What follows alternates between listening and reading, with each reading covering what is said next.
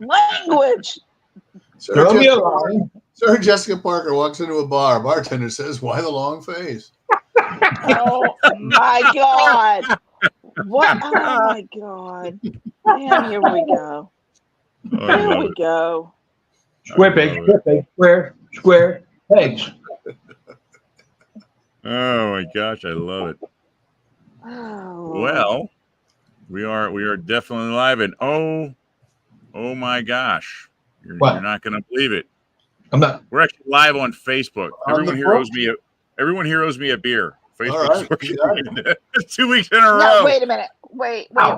We got to make sure that we actually can, stay on the air before I can give that to you. Right. So, The Shadow would say, but for how long? right. For Correct. how long? We got to have you on Correct. one night. Just have you do like stand up and improv for us. Hoop. I'm on. Throw you, All right. throw you scenes. Yeah. Did you ever see Ted 2? Oh yeah. Parts of it, No. parts of it. When they go to the improv, the guy's like, give us a place, and he's like, Ferguson, Missouri, 9/11.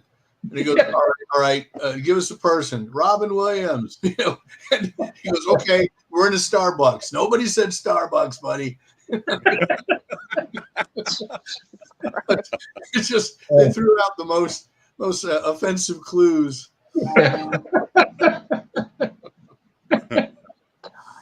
Hey, Hello, Vic, Victor. how are you? Hey, Victor, JD Hooper. Mhm. Like a movie. the man, the myth, the legend. JD. That's like a 70s weekly action show right there. JD. As opposed to DJ Hooker. The J.W. Coop with Cliff Robertson. That was a movie. Was it? Cooper, yeah, it could be the That sounds familiar with Cliff Robertson. Yeah. Cooper with Treat Williams. Yeah. Yeah. We need a car. You need something. So you couldn't do a Charger. You couldn't do a Firebird. We'd have to do something. Camaro or A Pinto. a Pinto, Rebecca. the one from the Blues Brothers, right? No, that was a Volkswagen. Yeah. When I was in college, I had a one sheet from the movie Hooper up in my dorm room, and the tagline was "Ain't nobody can fly a car like Hooper." And so I had a Ford Fairmont, 78 Ford Fairmont. I was driving it on a snowy, icy road in North Carolina. The guy behind me stops his car, gets out, and yells at me, "Hey, buddy, your car's on fire!" Gets back in his car and drives off. And so I get out of my car and I looked, and the road was wet, so I could see the reflection of a flame under the chassis of the car. Well, my catalytic converter was clogged, and Oh yeah. clog caused it to catch on fire. And so I ran into the store across the street from where I was, and I called tow truck, and someone came and they towed the car. But after that, all my friends would say, "Ain't nobody can burn a car like Hooper." There you go. There you go. You know the best car? Well, two best cars in high school. Scott Gilbert's little Civic, and Fred Yoder had that Carmen Ghia. That's Yes. a cute little car. Yes. Arming Gears. I mean, yeah. Arming Gears. Original. You know what they used for heaters in the original ones of those? So the Volkswagen, just the exhaust, isn't it? Well, so they tried doing the exhaust in the Bugs, and it would rot out. The air channels would rot out. Oh, okay. And I so they tried. I had a Volkswagen in Germany, and they had the floor vents. Yep, they had air channels, and they would rot out over time. So in the early Carmen Ghias, they had a little onboard kerosene heater. Wow. No. Listen, Nothing risky about that. No. you look that up. I'm telling you. Yeah, you talk about Here, hold my beer. Yeah, like I thought like Buick was like nuts back in the 40s when they were Buick and Cadillac were trying to put actual like phonograph players in the back of the car. Like it skipped all the time. And they're like, "Well, you put a what? A kerosene heater in the car?" Why don't you just sit with a It'll be Molotov fine. cocktail in the front It'll be seat and a lighter, you know? Like You a know, Coleman and we're lamp. You traveling gotta turn down. it on like a lamp. Yeah, You might have to you take just someone like rub it on you just in case, you know? You don't want to suffer. You have to go quick. you need to cook something in the back. You're good. We'll just fry some chicken in the back. We're all right. Got sterno going. Yeah, we don't need to stop. We don't need to stop at KFC. We can do it here in the car, honey. On the Facebook side, Eric and Augustine and Milos are here. Oh, are Hey they? guys. Hey, yeah, I'm seeing Milos. Milos, thanks for hopping on there. Eric, same with you, buddy. Yeah, very cool. Good. Very nice. Awesome. Yeah. Let's try and keep both sides running here tonight. Well, sorry, we're kind of made a left turn there. We tend to do that to start the show. Whatever conversation. That's our gimmick. Like the office. Right, yeah. Office has like a cold opening. This is us. Yeah. Last week we had the Arthur on. We were like, it was like perverted Star Trek. That's how we started the damn show last week. It was. I swear. Janie, I'm sure you're sorry you missed out on that one. Listen. I was working a lot last week, as usual, per usual. But today I got out and I went, okay, that's it. I'm not missing this show, and for good reason. Hey, Robert. All right. Robert's on. Hey, Robert. Well, now we can start officially. Robert's here. That's exactly Robert's here. Let's go. All right. Okay. So, big night tonight. So, tonight we are going to be a little bit of honor, a little bit of homage, and just, you know, having a little bit of fun talking about some fond memories of, unfortunately, someone we lost recently, and that happens to be Jame Earl Jones. So, it was a shocker when it came up last week, wasn't it? Yeah. Yeah. You know, I mean, he was in his 90s, but to lose someone that fascinating and that incredible of an actor and thespian that has been a part of your whole life, practically, that's like a family member passing away almost. You kind of expect it, but it's still a shock. Correct. Oh, absolutely. Yeah. You know, you know, whenever, and hope it's many years from now, whenever Dick Van Dyke goes, I'm going to be a mess. Oh my God. Don't eat. Yeah. Oh, that's like me and Clint Eastwood. Every time I see a new picture of Eastwood online, I'm like, don't tell me he died. You know what I mean? I mean, yeah. And I think that speaks less about the people that are passing off and more about just us. The fact that, you know, your icons, your legends, your heroes slowly start to go after their a while. impacts. Yeah. You know, and I often say there are, you know, things that you hear out there. I have to say about John Williams, and this ties right in with Jame Earl Jones. When you hear that voice from whatever film it is, you know, it doesn't take you back to that film. It takes you back to a time in your lifetime. Like you can remember what you were doing when you heard that because it had that impact on you. And so that's huge. It's huge. Tampa Bay Center, Star Wars. Oh, yeah. Yep. For me, it was a Sinking Spring Drive-In. Yeah, that's my first introduction to him. Boy, I'll tell you, 1977. Yeah, we got. I like that image. I haven't seen that. With somebody posted that up. Yeah, it's beautifully done. It really is. Yeah. Very nice image. Yeah. Yeah, probably, you know, two of, I think, probably the most well-known, you know, for people that didn't know a lot of background with him. But, yeah, I had to put that up there. I just thought it was a beautiful, beautiful image. It reminds me of the Mel Blanc tribute they did. All standing around the microphone, said speechless. Yeah. Great. Yep. That's a great tribute there. Yeah, without a doubt. Yeah. We got one or two other comments here. Victor commented, Star Wars family is dying away. Harrison Ford is 82. Yes, as long as we keep him out of antique World War II airplanes, we're all a lot safer. So I don't know about that because he does come to visit, you know, East Tennessee a lot. So does he really? Sometimes he'll just show up in Knoxville because apparently Callista's family is from this area. So they'll just show up and he'll be downtown Knoxville having breakfast at these, you know, hole in the wall. Oh, Harrison's in town. Harrison's in town. Okay. And he's the nicest guy you'll ever meet. I mean, he'll just take a picture. Yeah. That's pretty awesome. But I tell you what, he still does have speed. Did you see him running after Anthony Mackie at D23 when they introduced Captain America?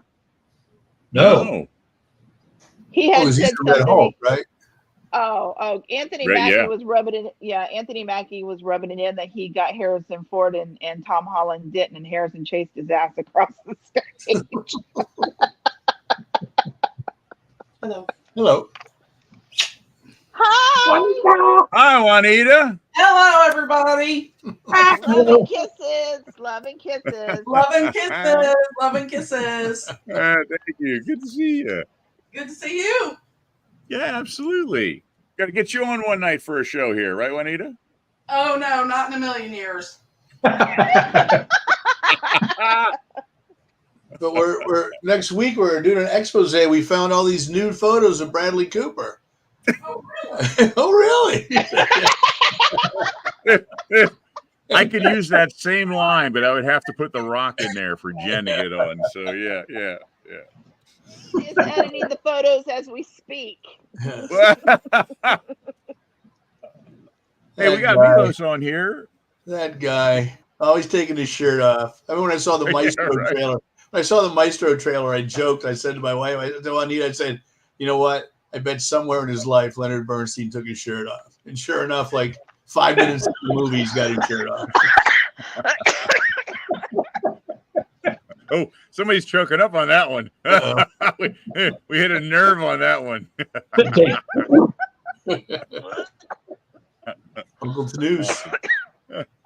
Hey, we got Milos has a comment here over on Facebook saying, "Did you watch Cry, Beloved Country with Jame Earl Jones? One of the best and so difficult films I have ever seen." I am not familiar with that one. You guys seen that?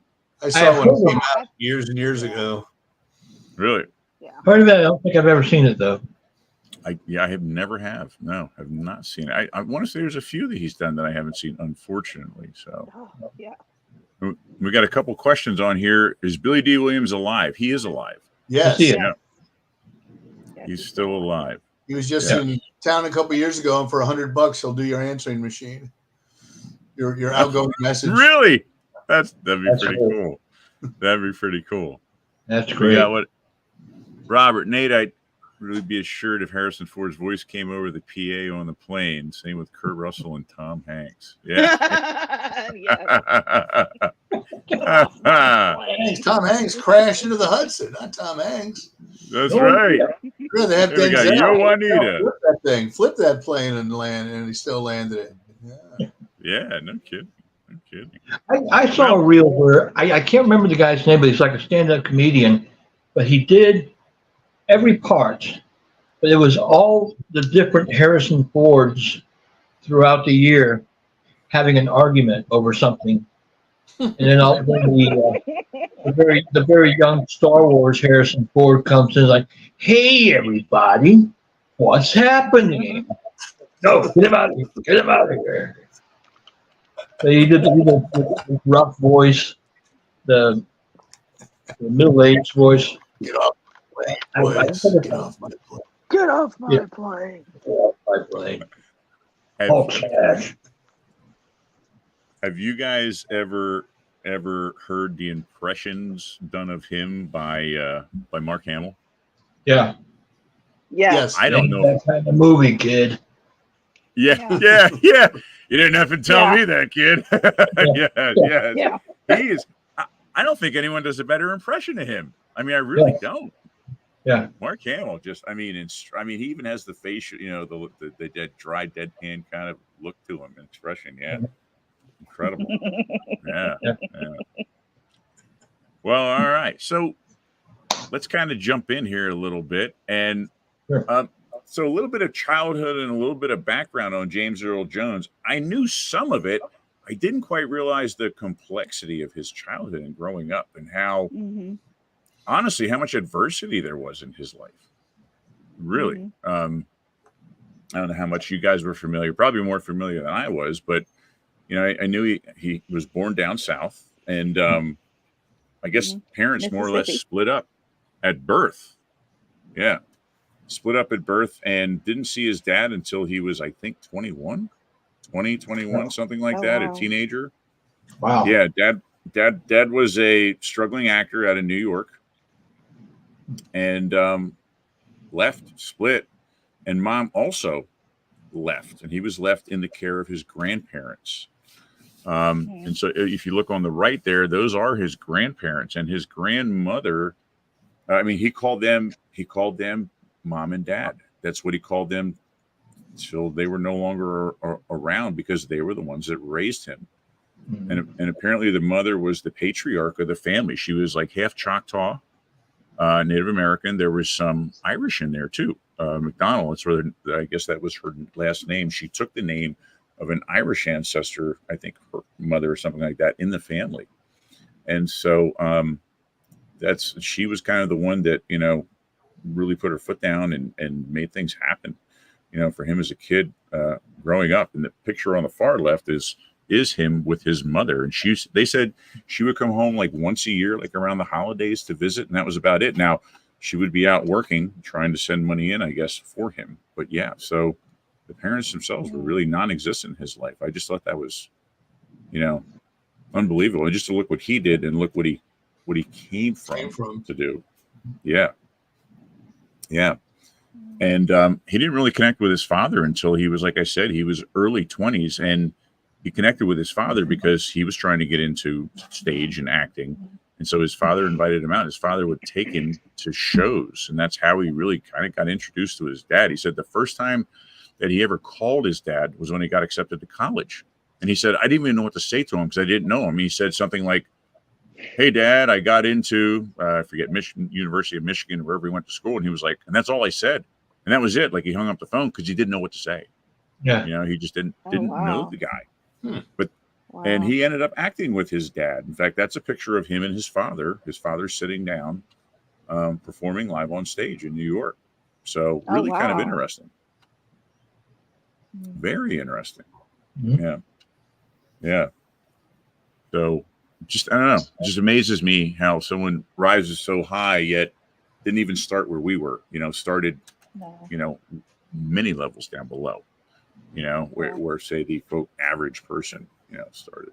So really interesting guy. Yeah. Yeah. Yeah.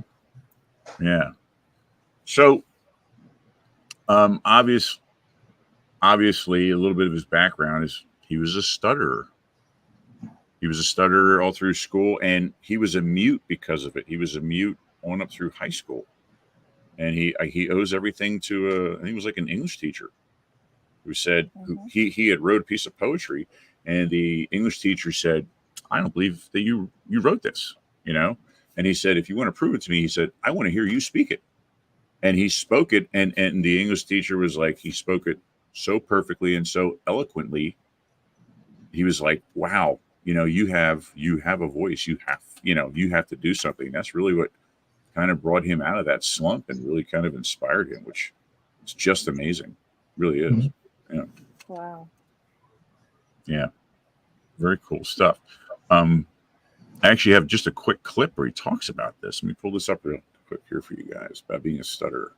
Silence because of a stuttering problem he experienced early in his life. I don't mind talking about my stuttering because is this another example of you find yourself with a weak muscle and you exercise it, and sometimes that becomes your strong muscle. I was mute from the grade 1 through freshman year in high school. Mute because I just gave up on talking. I can't cut it. And if you mute that long, you become very curious about expressing yourself. You become very in need of a way to express yourself. It was this need to express himself that ultimately led to an acting career. But it wasn't until he had tried his hand at a number of other jobs.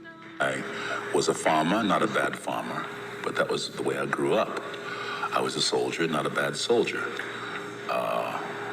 I considered the priesthood when I became a Catholic. But otherwise, there wasn't much I knew how to do. Yeah, so interesting. Very, very, very interesting, compelling. And of course, he made his way and his name on stage through Broadway, which outside of learning about things and looking things up later on in my life, I didn't know a whole lot of his background other than I knew he had some stage background. Were you guys familiar or ever have the chance to see him live on stage at all? One of us did. Yes, I did. Yeah? Yeah. I saw him do Fences in Los Angeles around 90 or 91. And it was pretty good seats. I 30 plus years ago, I couldn't tell you who else was in the cast, but he was in it, and like I said, the view was great. And the only complaint I would have at all would be that some people in the audience were nervous to laugh during the dramatic moment because they didn't know what else to do. And right in the climax of the show, it's dead silence, and you hear people going, but they didn't know how else to react to a powerful emotion. Yeah, it was. I'm glad I saw James Earl Jones on stage 30 years ago. 30 plus years ago. Yeah. Wow. Amazing. Mm-hmm. Amazing. Yeah. And I actually have a clip. I pulled an excerpt from Fences Up. And I got to tell you, watching this on a video in YouTube, I was thrown back. I can only imagine being there in the presence, seeing that performance. It must just be awe-inspiring, mind-blowing. Because I'll tell you what, after me watching this clip, I was kind of sitting back a little bit, like I was being scolded. So when you see this clip, you'll know why I'm saying that. Almost makes the hair stand up on the back of your neck. So here we go. I did try and edit it for like a word or two, just a heads up here. So here we go. Yeah. Question. What the hell you want to ask me? This is the wiki is the one you got the questions for. How come you ain't never liked me? Liked you. Who in the hell ever said, I got to like you? What law is there to say, I got to like you? Do you want to stand up in my face and ask me some damn fool-ass question like that? Talk about liking somebody. Come here, boy, when I talk to you. Straighten up, goddammit. Ask your question. What law is there to say, I got to like you? None. All right, then. Don't you eat every day? Answer me when I talk to you, don't you? As you living in my house, you put a sir on the end of it when you talk to me. Yes, sir. You eat every day. Yes, sir. Got a roof over your head. Yes, sir. And clothes on your back. Yes, sir. Why do you think that is? Because of you. Hell, I know it's because of me. Why do you think that is? Because you like me? Like you. I go out of here every morning and bust my butt putting up with them crackers all day long because I like you. You is the biggest fool I ever saw. It is my job. It is my responsibility. You understand that? A man got to take care of his family. You live in my house. You sleep your behind on my bedclothes. You put my food in your belly because you are my son. You are my flesh and blood, not because I like you. It is my duty to take care of you. I owe a responsibility to you. Wait now. Let's get this straight right now. But go along any further. I ain't got to like you. Mr. Rand, don't give me my money come payday because he liked me. Yeah. Incredibly powerful, wasn't it? John, do you think Corey really? Chance might have been in your show? I know he did the show with him on Broadway, so I wonder if they took it to LA. Maybe I'll have to look and see if I can find the program from that show. It's kind of a big cast. I mean, I can tell you who was in Who's Afraid of Virginia Woolf, which I saw on stage, but that's 4 people. That's like 4 people. Yeah, exactly. Yeah. I can tell you who was in Sleuth. Okay. Yeah, just Yeah, Robert. Wow, I tell you, when he says, "Boy, get over here," I damn near got up out of my chair and walked somewhere. Let me tell you. I'm sorry. Yeah. I'm so sorry. I'm so totally losing everything. So, Well, you're but fine. I'm not. Yeah, but I'm missing everything. Oh. It's all right. The hair looks good. That's all that matters. Yeah. Listen, I'm about ready to put like rabbit ears in there to get better connection with my Wi-Fi. Damn it! Shut up, Nate. Just doing my job. That's all. I know you're doing your job, brother. I know. That's why I love you. That's what I say to my wife all the time. You're pissing me off. I'm just doing my job. That's it. Poor Jen, man. Mission accomplished. That's Mission right. accomplished. Okay. Yeah. So he continued to stay with the theater. Like that was always his home base. You know, no matter what he did movie wise, he was always back in the theater. And I didn't realize how late in life he kept going back to the theater. You know, I came up with an article. They ended up renaming one of the houses on Broadway after him. You know, in honorary, just because of the amount of dedication and time and and standing that he had with live performance just blows me away. Yeah. Let me ask you something, Nate. Have you ever done acting on the stage? Me? Yeah, you. No, never. I don't know if I can speak for Mike and Hooper and myself, but it is such a different acting environment. When you get in there, it's completely different. It's not like you can stop because you've made a mistake. You have to memorize everything, every step, every breath, every word. If the director says, I like you doing it that way, and it's nonstop, and it is such a feeling of accomplishment when you have it all together and the audience likes it. And I can see and I can see why he would like the theater, because it's exhilarating and you get feedback at the same time. Right. And I think you got to have a pretty tough exterior and be Absolutely. okay falling down with things and know how to recoup. Think on your feet. You have to think on your feet. I mean, there was one time I did a play and I forgot what I was doing, and I was supposed to be pouring some like wine or something. The guy said the line to me. I forgot what it was. I was so nervous. I said, "Oh God, I need a drink." And I've been using that line since 1987, brother. So, it works. That's what impromptu means, but it's a difference, and I can see why he liked it so much. That's what makes him what the term is, thespian, which is hardly ever heard of anymore. Yes, you're right. Yeah, very much so. Just the term itself. Yeah. Correct. Yeah. I did try and grab a couple pictures of some of, I guess, some of his bigger things. Obviously, like Othello was a big one. Fences. I'm trying to think. The one up in the left corner there. I'm trying to remember which the name of that one was. That was a big one for him. So the Great White Hope, is it? Well, Great White Hope was I want to say probably. Well, that's what took him to film. Is what I'm. Correct. That's what really, I think, kind of carried him over. But yeah, that might be up there. I'm not sure. He had a bald head in the Great White Hope. Yeah, they carried. Yes, he did. You're right. They used the Broadway cast, him and Jane Alexander, for the movie. Correct. Yeah. And I kind of was then I went down a rabbit hole of some of the different shows and live performances, because he did everything from comedies to Shakespeare to more serious, and some things are even a little bit on the risky side. Check this out.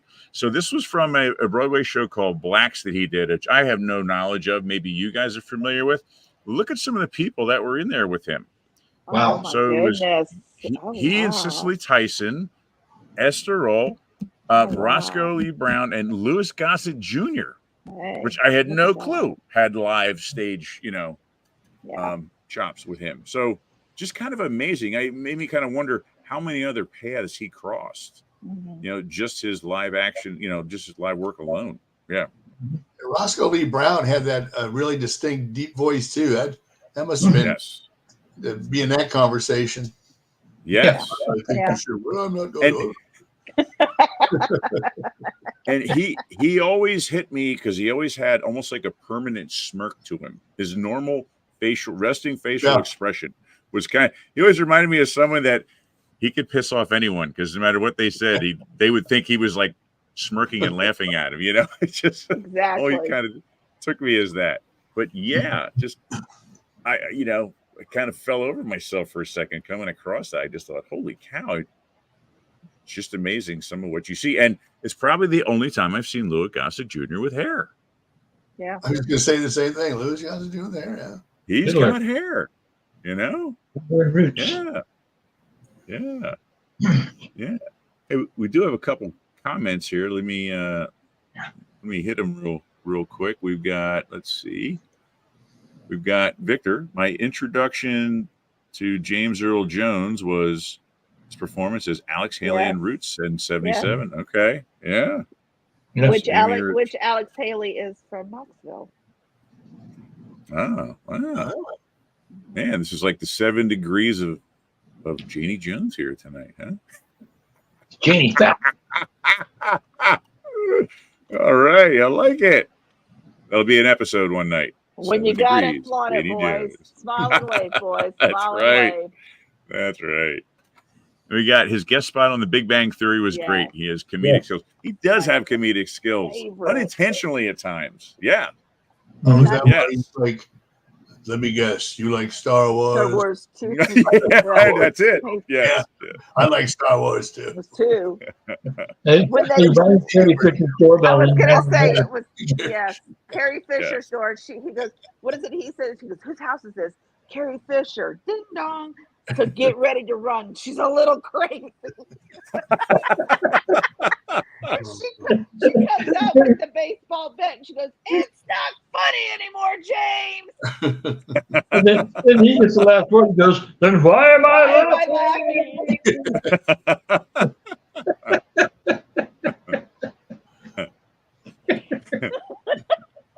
My gosh. Yeah, and like what Mike said then when he did the Great White Hope, that was what transcended over into the movies. And I guess that's really kind of what sparked him maybe to pick up some interest in that, So, which phenomenal movie. And you watch an interview on him and he said he went and he tried out for it and they weren't quite sure if they wanted him or not. And so I guess they decided on him, and whatever, 2-3 months went by and he comes back, head is shaved. He's dropped like 30 pounds. He's in like incredible condition to the point where when he showed up, they didn't think it was him. They thought they brought someone else in. They thought they canned him and brought someone else in. It was him. It was he came back. He was ready, Yeah. In fact, I have the Mike sent me the trailer for that. Why don't we pull the trailer up for The Great White Hope? Sound good? I always like Jane Alexander. She's great. Here we go. The story of Broadway becomes an electrifying motion picture. The Great White Hope. I'm not ashamed of wanting Jack for a lover. He's generous and he's kind. He's sensitive. Why are you smiling? I've embarrassed you. Forgive me.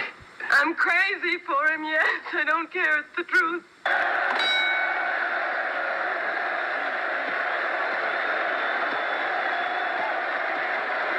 How would you like it if he claims the belt's his because you won't fight him? How would you like it if the whole damn country says, Brady led us champion of the world? As a Broadway play, The Great White Hope won 2 Antoinette Perry Awards. For Best Actor, James Earl Jones. Now, most white folks, of course, are behind the White Hope. Brady's the redeemer of the race, and so on. But you, Jack Jefferson, are you the Black Hope? I'm black and I'm hoping. Hey, Jack, why you smile when you're fighting? Sort of person and it always feels good, huh? And when I'm fighting, I feels double good. So what do I want to put a face on for? And besides, it's a sport, right? Like a game. Well, I like whoever I'm hitting to see that I'm still his friend. For Best Actress, Jane Alexander. Why can't you wait and give me one chance to make you happy? Only one. I swear I've never had one. As a Broadway play, The Great White Hope won the Pulitzer Prize for playwright Howard Sackler. I'm in the prime of my life. I'm gonna fight. I got my turn to be the champion of the world. I'm taking my turn.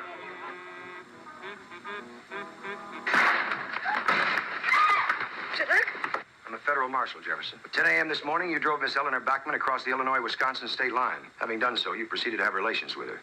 Under the Mann Act, that makes you liable. Therefore, I'm placing him under arrest. And it also won the New York Drama Critics Award for Best Play of the Year. You're not your own man anymore, Jack. Now you're old. How can you be your own man when they have you? They do and you know it. A devastating play becomes an unparalleled motion picture. Every time you push that pinched up face in front of me, I see where it done got me. I don't want to give you nothing, you understand? I'll cut it off first. Hombre, you give me a break, for God's sake.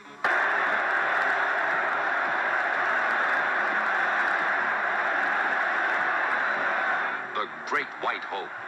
So great. Yeah. Incredible. And his only Oscar nomination. Yeah. That's sad. Yeah. For you Jaws fans, Howard Sackler is the guy who came up with the. That's right. Told Spielberg about the incident, USS Indianapolis incident. Right. And co-wrote Jaws too. Yes. That is right. Sackler had his hands in there. Mike's fact. Here we go. Getting them out there. Awesome. Good stuff. I think we got another couple more. For you younger viewers, unfortunately, the N-word flew pretty well in the 70s. Yes, including movie trailers. Correct. Want to be and horrified? on a live stage. Yeah. Want to be horrified? Go to YouTube and watch the trailer for the Bad News Bears. Oh. Yeah. Watch him. Watch Blazing Saddles for that matter. Oh my yes. Oh yes. I mean, yeah, I had to really sit there and try and hit the mute button at the right time recording those puppies. But yeah, it definitely was a lot more prevalent. But the issue itself was obviously just as, if not more prevalent as well at the time. So Absolutely.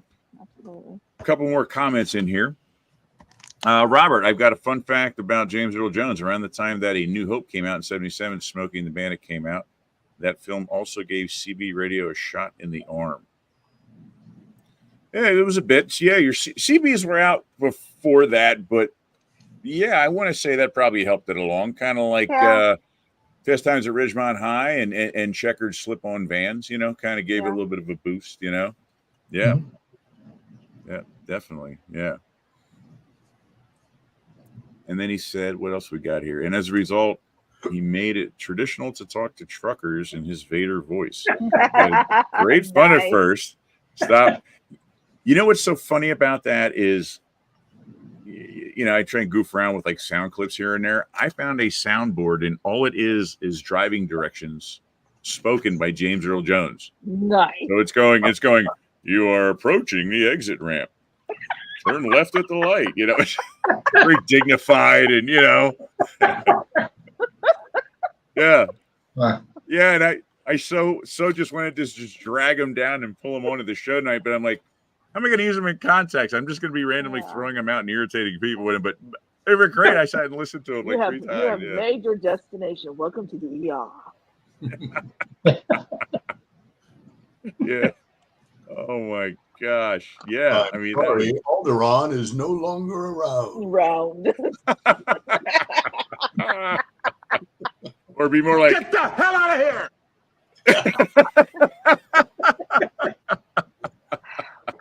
That's Field of Dreams, right? Field of Dreams. Probably one of my favorite clips. Yeah. This is going to be a deep cut, but I wanted to find the clip. I can't remember if it was Roots or Roots 2, probably Roots 2, where James Earl Jones was playing Alex Haley, and his wife at the time, or his girlfriend before they were married, was talking about how lousy his cheap apartment was.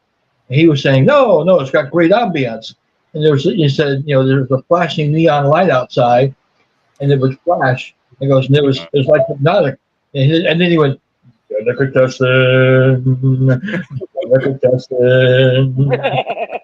I would want to hear him do that on the driving, on the driving directions. Oh my gosh! It's almost like something you'd expect from like Homer Simpson on an episode of The Simpsons. You know what I mean? Like you could see him staring at the light. You know? Yeah. Right. Yeah. I try to find that clip. I just can't.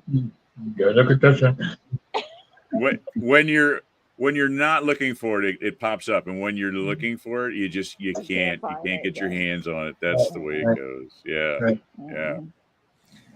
And I was kind of diving around, and his first. I guess I don't know if it was his first shot on film or whatever, but he was in what was it, Dr. Strangelove? Yeah. He was the pilot, the bomber pilot. Mm-hmm. He had done that, and it was just a pretty straightforward role. I don't even know if he was credited for that or not. Honestly, I'm not sure, but he was a bomber pilot, and there was some malfunctions that were going on. He's trying to get the bomb gates to open up and all that good stuff. Yeah, pretty good stuff. And of course, I mean, I don't know about you guys. I mean, the obvious answer, my introduction to James Earl Jones wasn't looking at him. It was listening to him. My introduction was, The Force is with you, young Skywalker. But you are not a Jedi yet. That's where I know him from. And that was what turned me on to him. Probably the second thing I saw him in was probably Conan the Barbarian. As far as actually seeing him on film myself, I caught some of the other films later on. Like Great White Hope and things of that nature. But, Star Wars was definitely my introduction to him. And that's what, really kind of put him out there for me. Oh, great. Oh yeah. I mean, you knew that voice. And he tag teamed it so well with David Prowse, who was like 6'7", bodybuilder, Scottish bodybuilder. But when you would hear Prowse, and they had Prowse do all the lines, but when you would hear Prowse, if you go back and listen to the unedited parts with him doing the lines, some of them sound okay, but just okay, and some of them just sounded downright horrible. It sounded like there was a guy who was 5'4" and weighed about 1140 pounds in that suit sometimes. I mean, it really did. And it sounded like a mask too. Yeah, it did. It was very. But here you have Darth Vader, and you got this. Tell me where the plans of the Death Star are hidden, You are part of the ribbon lines of the people. Take her away. But James Earl Jones, he gave all the credit to Dave Prowse.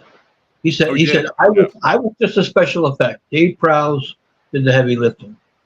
So class act. But that's very true, and I can see how he can say that. But he said, it was just special effects. He said he cut the entire. He said he worked for like 2 hours on the movie. That was it, and they paid him $7,000, which at the time was a good amount of money.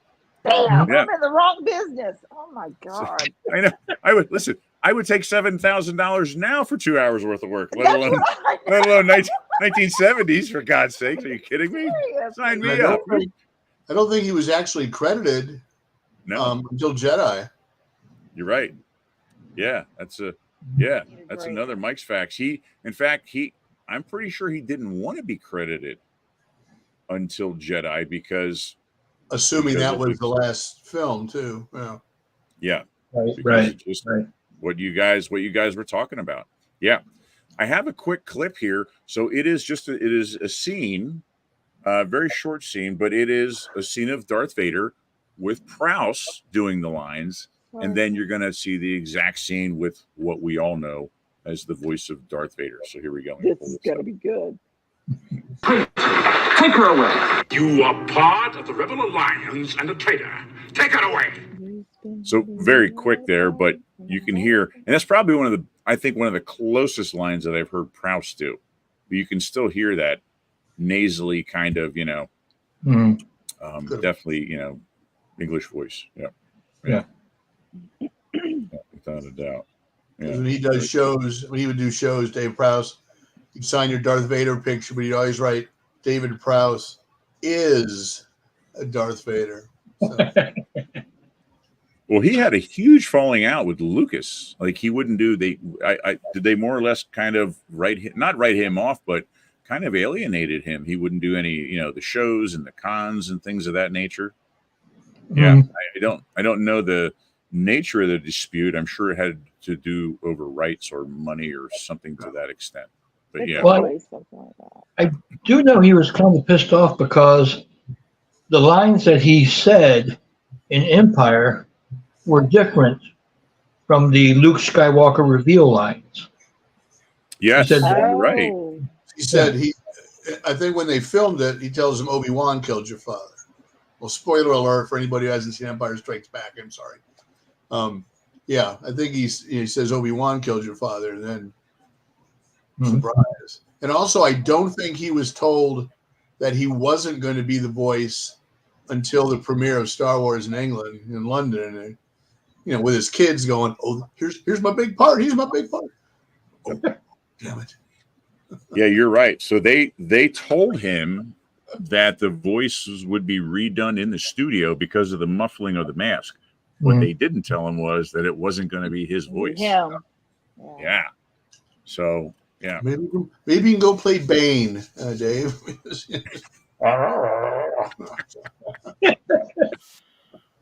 Bane. Yeah. So what was your introduction? When did you guys first come across him? Was it similar to my experience or what? Probably Star Wars. I mean, I remember I saw Bingo Long, Traveling All-Star and Motor Kings, when it came out. So he was in that, but I don't think I really paid attention until Star Wars, just because of that voice. All right. Either Star Wars or Roots. Yeah. Okay. Yeah, I'm with John on that one. Yeah, those two, Roots and Star Wars. Yeah. Okay. Yeah. Yeah, like I said, definitely, Star Wars. I would catch some of his older things here and there. One of those deals that would literally just pop on TV and you go, "Oh, recognize him.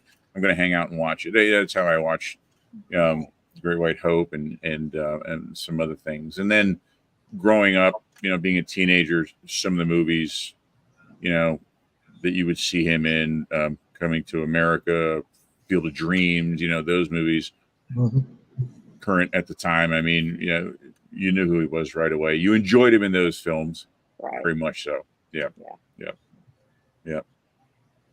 And of course, start to show up in commercials and everything else, and really kind of made his way around. So yeah.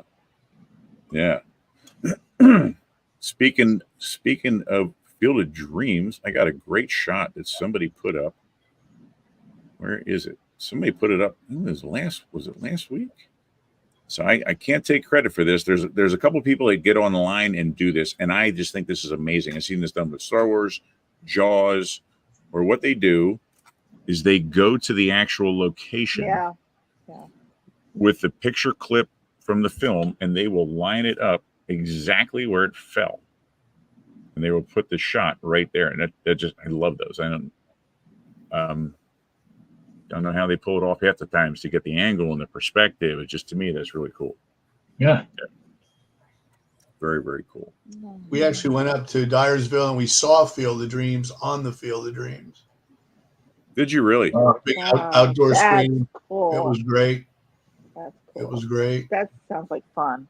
That's pretty amazing. Yeah, that's like seeing Jaws on State Beach. That's pretty impressive. Which I don't rub which it you in. did. Which I've done. Yeah. I was gonna say, yeah. I'm trying to rub it in. You brought it up. Well, we were supposed to do it again. What was it in Oak Bluff? We were supposed to, and then it rained, and they had to move it to the church, the Whaling Church. Yeah, after they called me at 11 o'clock at night and says, "Hey, we need people to set up 500 chairs in the park. Do you know anybody that want to help?" I'm like, what? Because I think John and I were just like, "Okay, we're going to help you guys out," and then you're like, no. Then it turned out it rained. So and then it rained. Yeah. We got Robert on here. Yes, it was Vader. That was my introduction to his voice anyway. Conan was my on-screen introduction. Yeah. It was me too. Yep. As well as my introduction to Schwarzenegger, probably as well. Now that I think about it. Yeah. You killed my mother, you killed my father, you killed my people. Conan. To crush the head, to see them deliver before you ought to hear the lamentations of the women. Listen, I had to put up listening to teenage kids imitate him for like years. My son, his buddies, get to the chopper. I'm like, you've never even seen the film. You're walking around saying these lines. Come on, at least watch the film, That was good, Nate. You just stay from going like a good neighbor. Oh God. Not a tumor. Yes. No, it's neighbor. No, I said that neighbor. Okay, no. Neighbor. Well, speaking of Field of Dreams, I'm going to play my favorite Field of Dreams clip. It's actually 2 clips. I'm only going to play the first part of it, but so many good clips, so many great things that he says, but I had to be selfish on this one. I'm going to play my favorite clip. Here we go.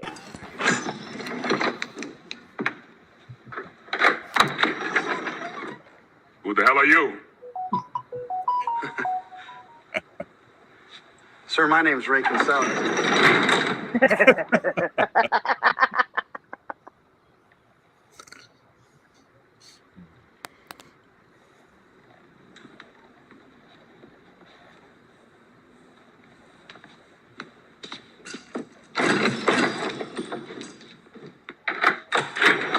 We got a learning disability here? Mr. Man, if I could just have 1 minute, please. Look, I can't tell you the secret of life, and I don't have any answers for you.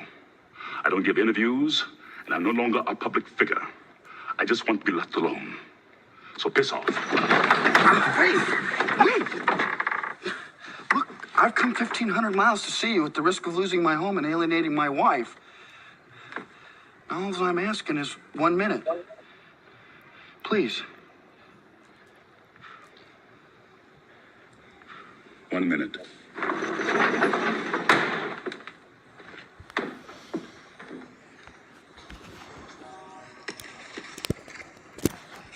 Okay, I understand your desire for privacy, and I wouldn't dream of intruding if this weren't extremely important. Oh, God. I don't do clauses anymore. This isn't a cause. I don't need money or an endorsement. Refreshing. You once wrote, there comes a time when all the cosmic tumblers have clicked into place and the universe opens itself up for a few seconds to show you what's possible. Oh, my God. What? You're from the 60s. Well, yeah, actually. Ow, hey! Back to the 60s. Wait a back. second. There's no place for you here in the future. Get back while you still can. You've changed. You know that? Yes, I suppose I have. How about this? Peace, love, dope. Now get the hell out of here. Nice. Great clip. Nice. And then the second half of that, where he has enough guts to sneak in and he comes with the crowbar. What are you going to do? I'm going to beat you with this so you go away. But you're a pacifist. In the book, it was the character was J.D. Salinger, and they couldn't get the family to sign off, so they made up Terrence Mann, who ironically played Javert on Broadway in Les Mis. Yeah, but right. And also filmed in Dubuque, Iowa. I went to visit John Conrady once, and he took me around. He took me to where that was filmed, and here's the door. They look for it by the butcher shop it's amazing. Hollywood magic. Yeah, that's one of his favorite films. Yeah. Got some serious facts rolling out, stringing them together here tonight, Mike. All right. Very nice. Got a rep up hold now. Got a rep. I was ignorant as to where the Field of Dreams was. My son was 7, playing baseball at the time, and I was helping to coach. And of course, being where I live, it's not a horrible drive to upstate New York. So we did a handful of days up in Cooperstown, New York. Nice. And we get up there, and I had been there when I was a kid. And baseball's been my brother's life since I can remember. We visited, and it was great little town, and in to visit the lake and stuff, and things of that nature. And we're driving out of town the one day. We were going to one of the, I don't know, towns. All the towns are about a half hour away. Do some Native American things and check some things out. And you see this sign as you're leaving. And it says Field of Dreams. And I'm going, Field of Dreams is in New York? You got to be kidding me. It didn't look like New York. It was all cornfields. And, it was Midwest. So I thought maybe it was a recreation. Here they built, basically for little leagues, they built this entire series, this huge series of little stadiums and fields and stuff. And they have these Field of Dreams tournaments there. It's really cool. Yeah. Yeah, we had one. We had one in Kansas that my son played on, and he and I went up, driving back from visiting my mom in Chicago. He was like 12, and we stopped in Dyersville. We went to the Lansing farm, and we got our gloves and we're having a catch. And he's like, "Are you crying? Why are you crying?" And I said, "One day you'll understand." Yeah. Yeah. Yeah. Yeah. Very cool. Very, very cool. Yeah. And he showed up quite a bit in some great baseball movies. I mean, come on. Wasn't he great in The Sandlot? Oh, yeah. This is one of my favorite films of him. This movie right here. Tell me it wasn't a twist, when they finally, with the whole dog and everything, and you turn around and it's him. Yeah. And the story he tells. Forever. Yeah. Yeah. I remember the review of The Sandlot when it came out. They kept James Earl Jones's identity a secret. In the review, they said, "We aren't going to tell you who the dog belongs to, but you won't believe it when you see it." Yeah. Really? Yeah. Did not know that. Yeah. All right, Hoop. Let's throw one there. Ironically, the kid that plays Smalls, I believe he actually killed somebody. So when he says, "You're killing me, Smalls," somebody that actually happened to somebody.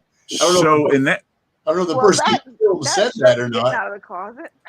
And that's been like, I want to say since maybe like spring or summer, there's been some news popping up on him again for something else, assault or something like that. He must be having a rough go of things. Yeah.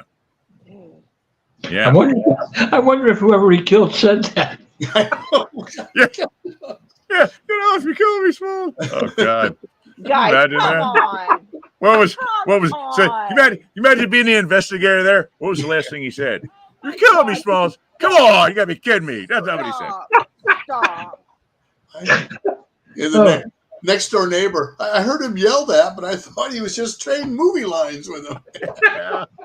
I thought he had the damn TV up too loud. I didn't know what was going on. On behalf of us, I apologize.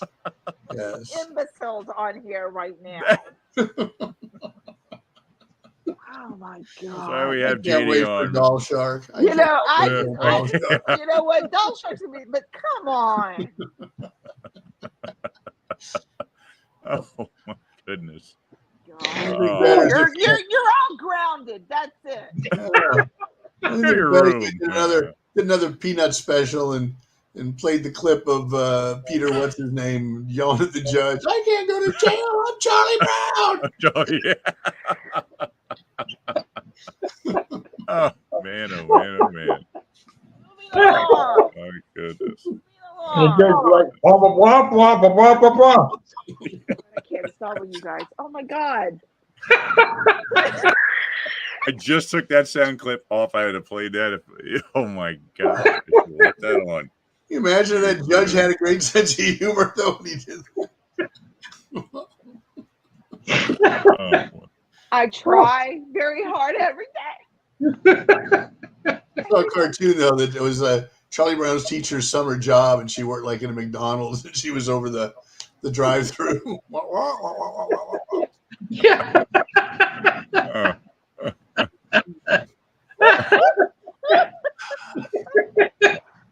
We digress. Oh my God.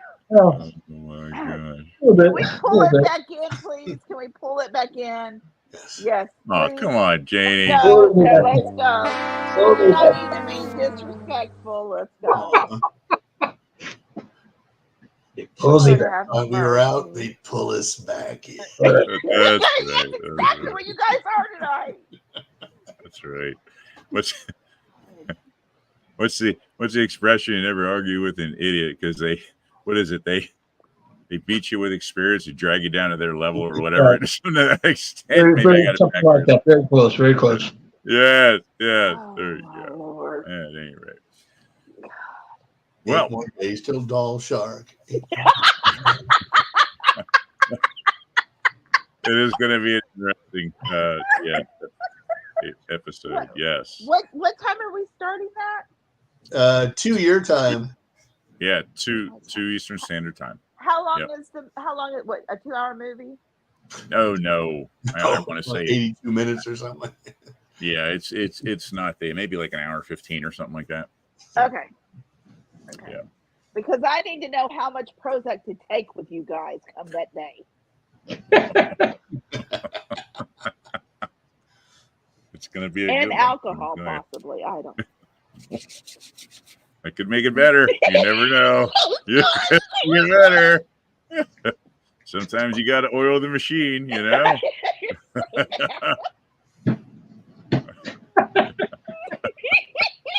Sometimes. All right. Anyway. Keep things going. All right. Back on track here. Yes. At any rate. So, one of the other big things that James showed up in, and they, to the point where they even questioned him, was his commercials. He did a lot of endorsing at times. And they would often ask him, he would get asked, no, do you really believe in the things that you're being endorsed in? And his answer was something to the extent of, I have a very deeply rooted beliefs in certain things, and it tends to be really subjective. So I don't know if that was him glancing away from that blow of a question, or if he was sincere about that. Knowing what you know about him, I can't see him pulling a lot of punches with something like that, though. It was the best hamburger I had that day. I always call people on Verizon. And Mike had reminded me of this because Mike sent me a link for one. And ironically, Mike, I remember the commercial because, well, you're in Baltimore and I'm up here. I mean, we would catch all of that. So, and it ties right in with baseball, what we've been talking about with him. So let's pull up. Okay. Let's pull up a little commercial here. It's clean, Jenny, I promise. Thank you. All good. Please. Here we go. Cal, explain 9 out of 10 to me. It's like this. 9 out of 10 people in Baltimore use the CMP telephone yellow pages. If I got a hit 9 out of 10 times, we're talking perennial MVP. Oh, Hall of Fame. Cal. Politics. Cal. Underwear commercial. You settle for a hat? Is it lucky? The genuine CMP telephone yellow pages. 9 out of 10 use it. No other book can match it. A Bell Atlantic company. Wow. So there you go. He did, And yeah. oddly enough, Cal Ripken only changed his stance 9 times in that commercial. He was always changing his stance. Oh. And Cal Ripken had, or maybe still has, a little tie here where I'm at, and he had a lot of involvement with our farm team here, with the Harrisburg Senators. Yeah. That's cool. Yeah, quite a bit. I don't know if he still does, but yeah. So he owns the Aberdeen Ironbirds. Yeah. Outside of Baltimore, where I used to live in Aberdeen. Yeah. Cool. Very nice. Very nice. Yeah. I'm trying to remember. What else did he was a big endorsement of definitely a Bell Atlantic. He always talked about doing the yellow pages. Right. What else was it he was really well known for? Verizon. Was it Verizon? I thought it was one of the phone or cable company. Was it Verizon? I couldn't remember. Yeah. Okay. Yeah. I just now remembered it. But he jumped out of a plane in a Verizon commercial. It was one of those ones where he bailed out of a plane, but it was like a stuntman wearing either a mask or prosthetics that made him look like Jame Earl Jones, and then a stunt double, and It was very good special effects. I mean, you believe that James Earl Jones, at 50 or however years old he was, jumped out of an airplane and bailed out in a parachute. Yeah, he did a lot of stuff for Verizon. See if I can find that after the fact. Oh, I don't know if he did. I was just referencing a product that he could hawk and then be truthful because that was the only one he'd use that day. Yeah. I don't remember him doing any Big Mac commercials or anything. It's the Big Mac. Burger King. Burger King. I just want to hear him say special sauce just one time. Just one. Patty's special sauce. I can't special sauce. Bun.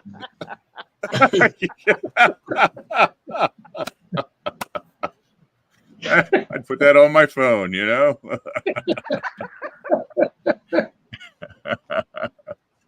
Unbelievable.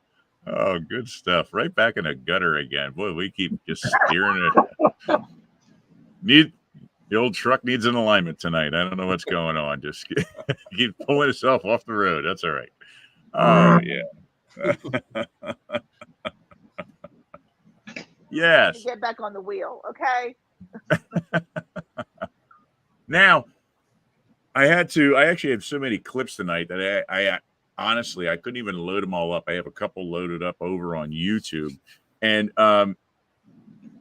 it was James Earl Jones. I think that's the one I have queued up. Let me cue it up here. On Sesame Street, doing the ABCs. And he was the first celebrity to do that. Mm-hmm.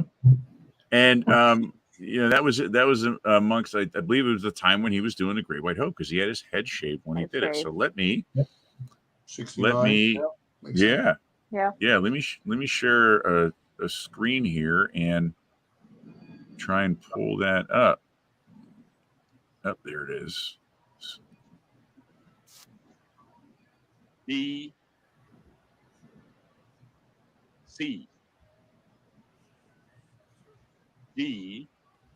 It's like a menacing version of the ABC. E. It really is. F G H I J K L M N O P. You know what? Cut on me there. That's all right. No, sorry. That's all right. The educational part of my brain is good. I wonder if he's doing it to enunciate for kids to understand which letters they are and how to pronounce them. So he always spoke with that ambition every time he talked. So deliberate in his delivery. Right. However, the stutter probably had something to do with that too, to make something to do with that. Yes, that's what I was thinking. Yeah. Absolutely. Yeah, 100% with that. And the other part of that, as you're watching him and his facial expressions, you're saying, why was he not a serial killer in a movie at one point in time? Because he could pull it off. I mean, really, with the shaved head, with that grin, that could be somebody way out there, Yeah, no kidding. Could have pulled, especially back, 70s, late 60s, early 70s. Yeah, he could have pulled that off, no problem. Yeah, you could do like a Sesame Street version of a single white female. He moves in with Bert. Single white Muppet.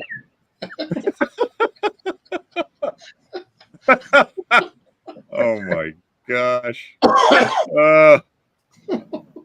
Some great stuff coming out of this show tonight. Let me tell you guys. My God. Okay. Just when I think you can't raise the bar, Mike, you pull it off. You amaze me. How do I look, James? With your eyes. With your eyes.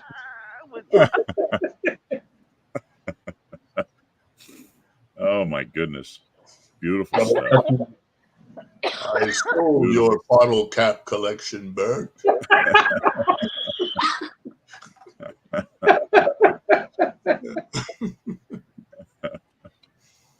Oh man. Yeah. Oh my god. Absolutely hilarious. And this is the sad thing. None of us are on drugs or have alcohol. This is how we Oh are. no. This is straight. This is This is natural. straight on a Thursday night. You betcha. Yep. Exactly. Exactly. Yeah. Reminds me Yes. of work. Well, it's not quite that bad, right? No. Come on. Can't be that bad, right? No, but I mean, the banter that I have between some of the physicians I know and everything's great, so it's good. It'd be different if you had to wash one of us off. Then you could really say it's like work. You're going through a car wash, buddy. It puts the lotion on his skin and it gets the hose. Listen, dude. Just watch out for that blow dryer at the end. Okay? Don't you hurt my dog. I don't want to hurt your dog.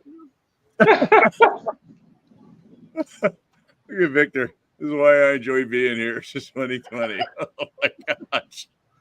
I look forward to this every week. Seriously. You know?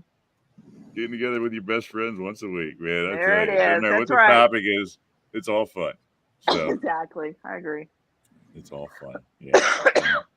Well, since we're having a great time and kind of, hitting here on some high notes and really, enjoying this, I thought we would end the show with a little bit of comedic humor from Jame Earl Jones because we're rounding out that hour mark.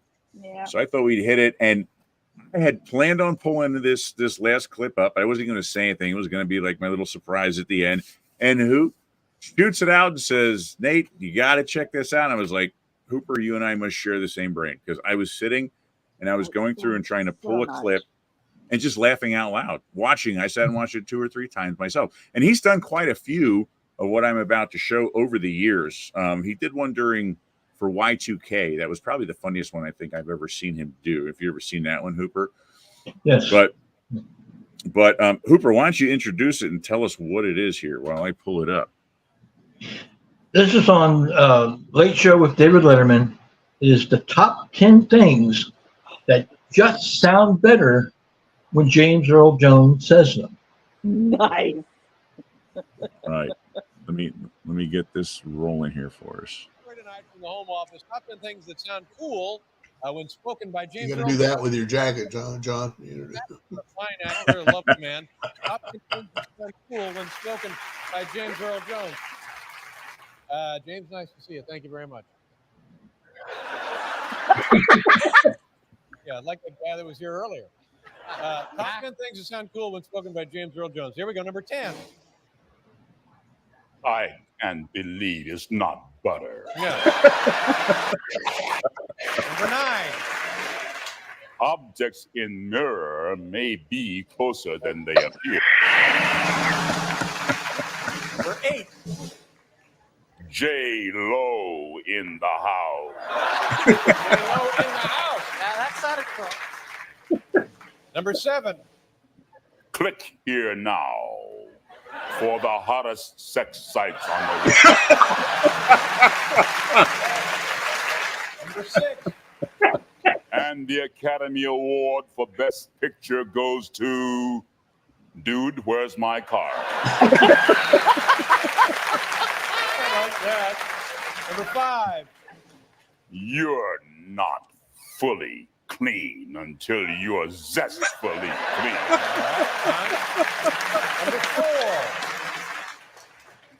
You mean I get all these great funk classics on just one CD or cassette? I love it. Number 3.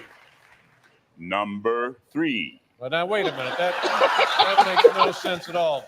The number 2 cool thing when spoken by Jame Earl Jones. Meow, meow, meow, meow, meow, meow, meow, meow, meow, meow, meow, meow, meow, meow. The number one thing that sounds cool when spoken by James Earl Jones. Huzzah!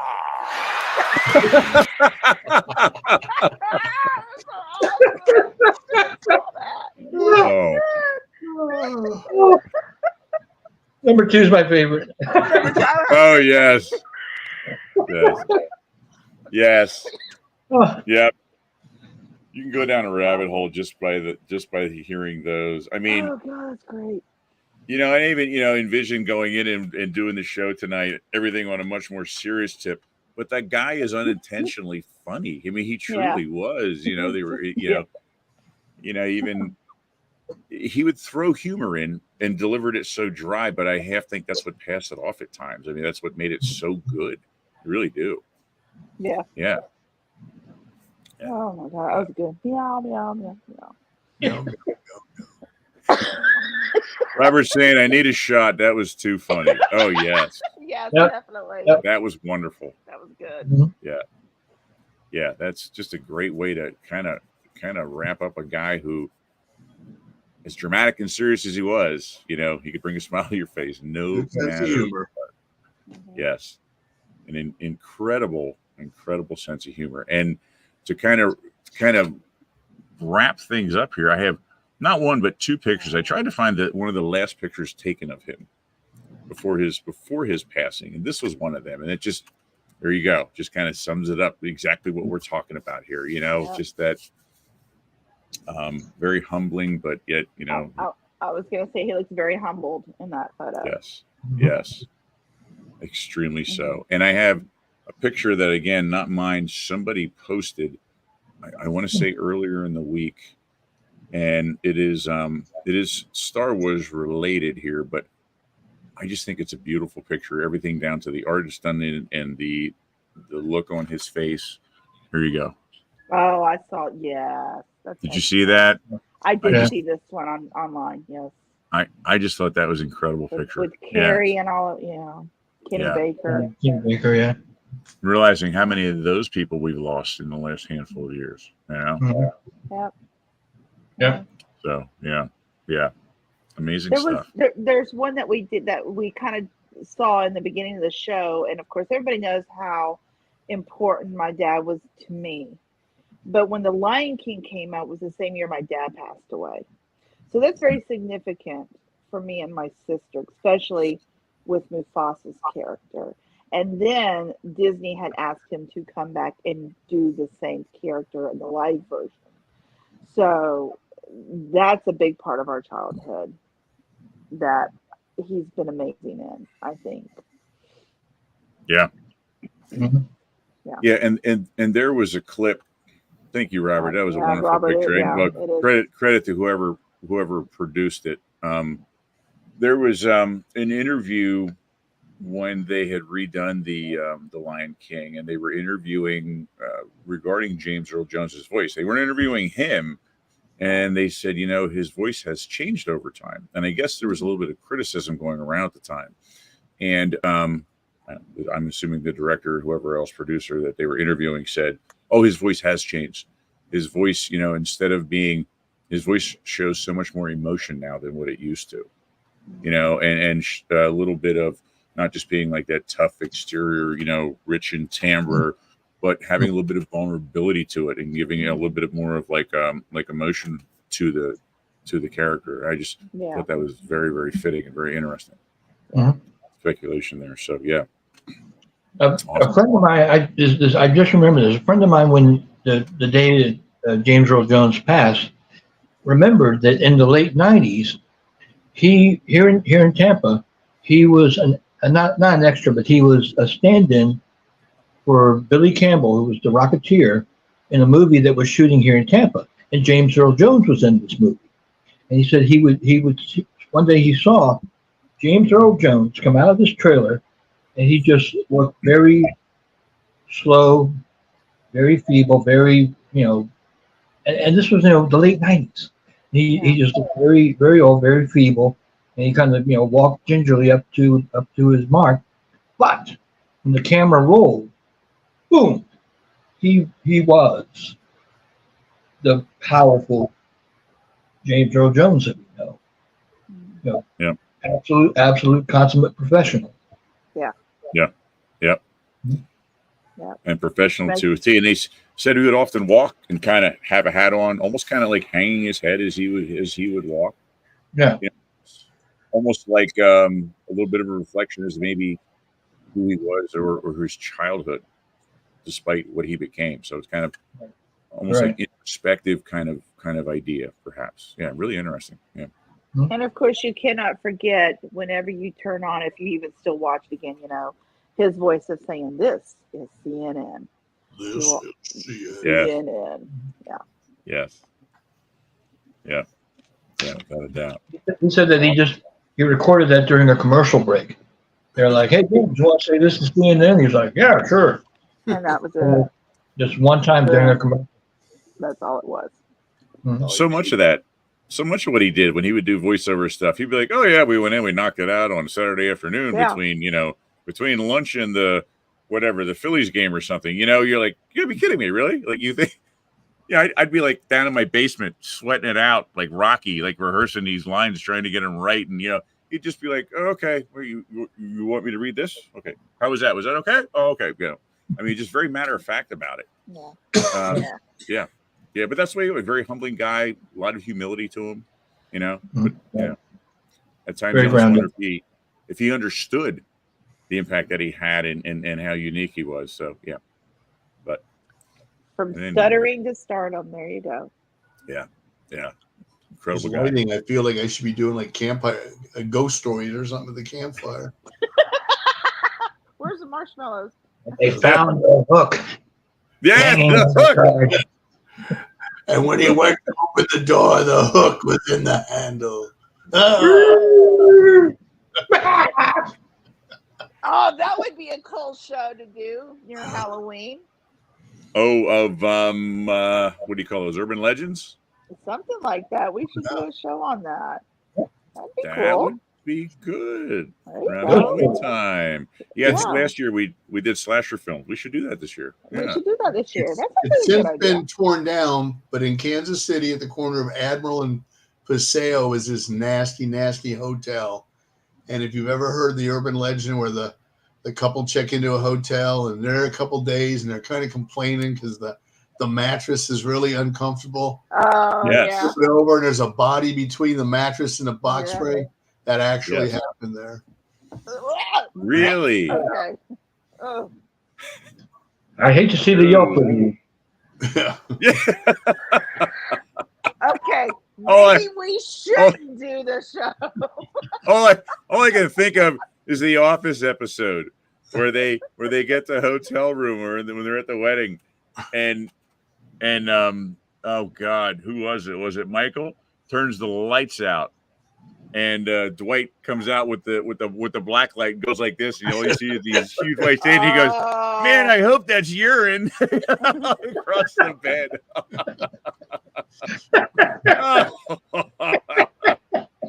Oh, yuck. Ugh. I need a shower after that conversation. Jeez. Oh, man. Oh, gosh. Anyway. Oh, my God. Well, folks, another wonderful, excellent evening. Love it. Just love hanging out with you guys. No matter what the topic is, it's always a blast. Yep. Yeah. And you guys at home, too. Yep. Robert has heard that one. Yeah. What was it on 2.5 Men? They did the same thing. They put a black light in Charlie's room, and they were all looking up, and then all of a sudden, everybody just looked up to the ceiling. Oh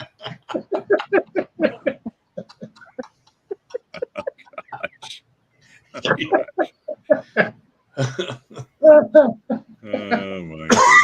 Right. I think that's the most I've ever had. See, Mike laughed from me. Oh God, that was a good one. All right, well, 8 days till Doll Shark. 8 days till Doll Shark. Doll Shark, be there. Be there. Okay, It's just. so It's, I will be a good nurse because I'm going to go for a walk at the zoo representing the Breast Cancer Association or for breast cancer awareness, and then be here for 2:00 showing. So, Right. yep. And then something else is happening that day. I got a whole full day that day, so just be ready. Don't be late. I'm not going to be late. Shark. Listen, I'm not going. I just want to hear this one say "doll shark" the whole freaking time. Doll shark. So I'll be ready. It's gonna be a blast. Let me tell you. Should make it a drinking game. Anytime somebody in the film says "doll shark," I can't do that because I got to go somewhere else that night. That could get ugly quick. Yeah. And what we'll have to do is then we'll have to elicit our responses at the beginning of the movie, and then in the middle of the movie. You start to slur. You're like, "Hey, he's a doll shark." And then at the end where it's like you comatose and only the left side of the face is working. You know what I mean? Because that's right, it stinks. A little rocky there. This sucks, man. Yeah. It's no Jaws the Revenge, I'll tell you that. That's right. That's right. That's my next book, Doll Shark. Doll Shark. Doll Shark 50th reunion, Unlike the Susquehanna River. Yeah. Okay. And then all of a sudden, there's the train, there's the rail. There we go again. All right, guys. Well, hey, we're going to wrap it up. Thank you. Thanks for coming and hanging out with us. Thanks for spending some time talking about a wonderful individual, a wonderful, wonderful spot in live and cinematic and in vocal history that has left his mark and will always be there. Yeah. The king of He's the going to live on because he made a deal with the Lucas people, or Disney rather. They can use his voice in perpetuity. Yeah. Yeah, that's right. So. Yeah. So may the force be with you, sir, for sure. Mm-hmm. Absolutely. All right. Okay, guys. Have yourselves a wonderful good night. We'll be back next week with some Jaws and then Doll Shark. Doll Shark. Don't forget, Saturday. I want him to make a recording of that. I'm going to make that my ringtone on you from now on. All righty, guys. Have yourselves a wonderful weekend. Good night, everyone. Have a good night.